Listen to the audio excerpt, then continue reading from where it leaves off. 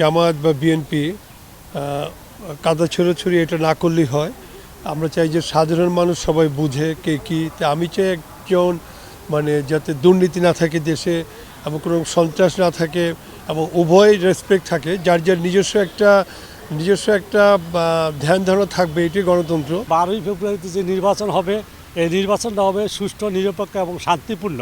কেউ জোরপূর্বক কোনো কিছুই করতে পারবে না। তবে এইভাবেই পাল্টাপাল্টি অভিযোগ করবেই সবাই, কিন্তু নির্বাচন কমিশনের দায়িত্ব হলেও তারা শুনবে এবং তাদের ক্ষমতা অনুযায়ী তারা এগুলি শৃঙ্খলার মধ্যে আনবে। অভিযোগ অবশ্যই শুনতে হবে, আরও অভিযোগ আসবে, ভবিষ্যতে আরও হয়তো সমস্যা হতে পারে।